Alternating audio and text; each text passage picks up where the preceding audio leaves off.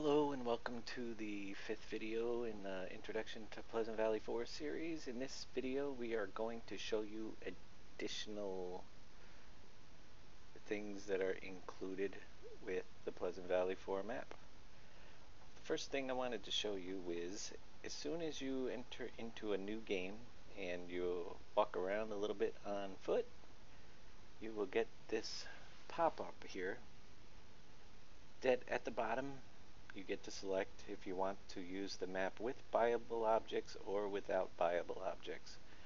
We will hit the key B to get the buyable objects. I suggest everybody play with the buyable objects because if you don't, some items just won't appear ever on the map.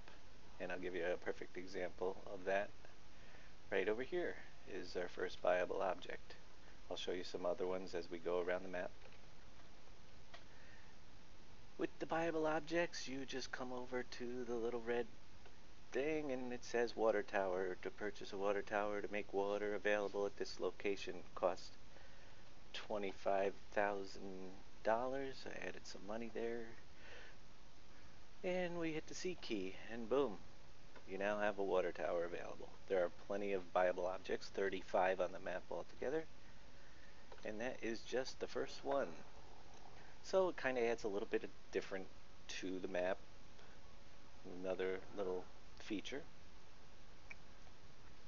that someday I hope to expand on quite a bit. I really like that idea. Next thing I want to show you is, here, let me grab a tipper over here for this demonstration.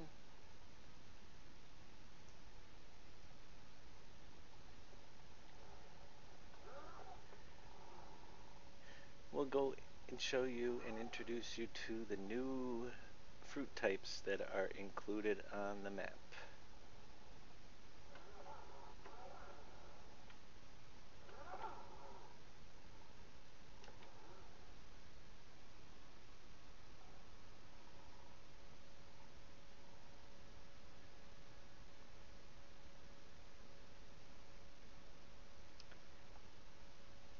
Alright, the first major change you are going to see is because there are so many new fruit types, we had to change the way we do the silos. There are just way too many silos for each of the individual farms. So what we did was we incorporated the multi-fruit or the multi-silo mod, which basically works like this.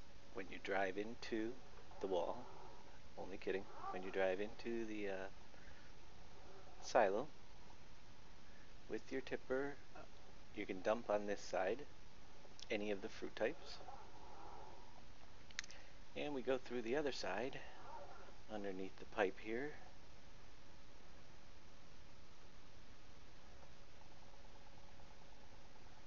and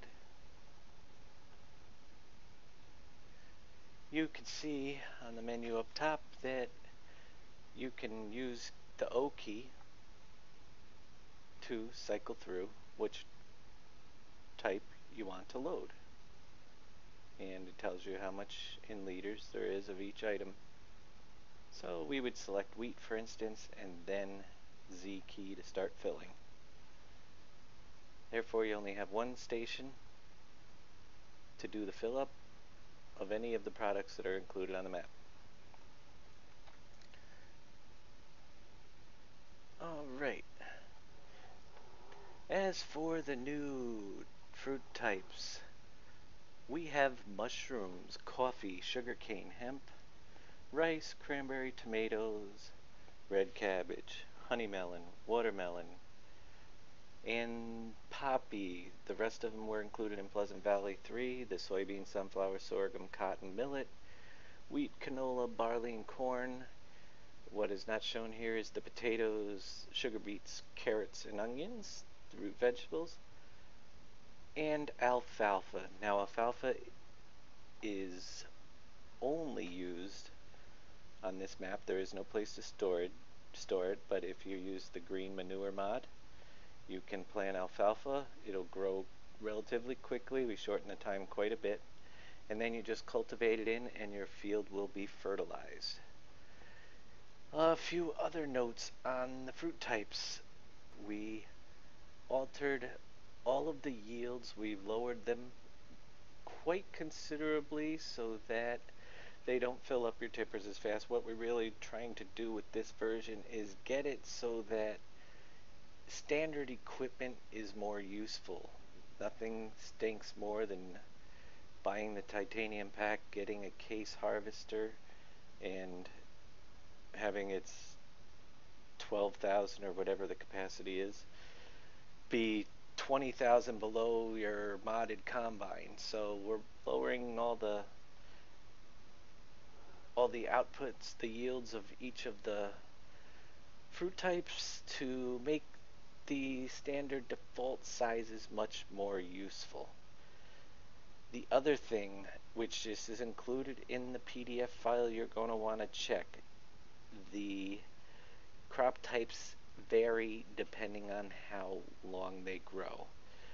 For instance, taking barley and wheat will just, we'll call them one times. They're the normal time. It takes about a day in order to grow, whereas mushrooms are half the time, where coffee takes 4 days, 4 or 5. I don't have it in front of me right now. Sugar cane takes 2, hemp takes 5. Just to give you an idea, we varied the lengths of the growth states so that it adds some variety. If you have a field that you don't want to harvest or you're having a hard time keeping up, just throw hemp or poppy down there and it'll take 5 full days to grow. One of the things I did, and reason why I wanted to create this map with so many features, is I like to run the map and just always have something to do and not have to fast forward the clock. Of course, in the beginning you do that a few times to get some more fields bought and stuff, but once you reach a point, you pretty much can log in anytime, pick up where you left off, and always have something to do. Alright, as far as other features, we have installed the Wool Pallet Collector by Marhu is also here. We have quite a large wool pallet collector. That was also in Pleasant Valley 3, but it's included here as well. And the water mod that allows you to give water to your sheep and your chickens and your cows. Let's move on to the second farm here. Another thing you are going to find out is that you're going to have to purchase the silos here if you want to start silage over at the dairy. And they are 50,000 each. As you go and purchase and expand to the other farms, you will have to unlock certain features of the farms that used to be available without any extra purchases, such as the multi-silos. Over at KFC, it's the same thing. You will have to purchase the multi-fruit silo over here as well. We left the carrot, onion, potato, and sugar beet barns open for you at Nathan's. But down here at the Jaeger Bale Company, we let you use one bale bin and the other 5 are purchasable. By going to the back side where the doors are that let you in, you will see the additional unlocking icons there.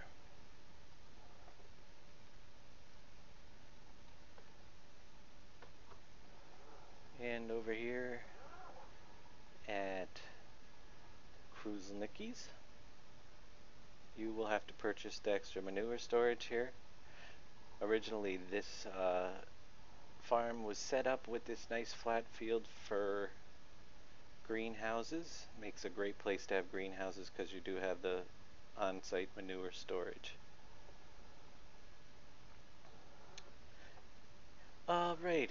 as far as other features, there is free water on the map on the along the river. We'll give you a quick look at the new PDA map. And let's get it without the growth states on it. And along the river there are spots, you can't really see them here. There we go. These little spots that are highlighted in blue, they show dirt on the ground. Those are your free water pickup areas, anything that has that color. You can also see the same color where you can buy the water silos that are not free water. And grass. As you see, as I've been popping around here, there is no grass growing. The reason for that is it is there, but it is starting off without showing any of the grass. It's all blue. The only reason for that is I did not feel like going through this whole entire map and planning it again when it will grow. When we switch to the 64 different fruit types, the grass pretty much changed its growth state without me doing anything. It just reverted it right back to the beginning planted stage. Another big change on grass though is that it does take 3 full days to grow fully. We did that so you can move around the map a little bit with all the grass that's on here to mow. And I will show you that it is there. We'll fast forward a couple days and start the growth state.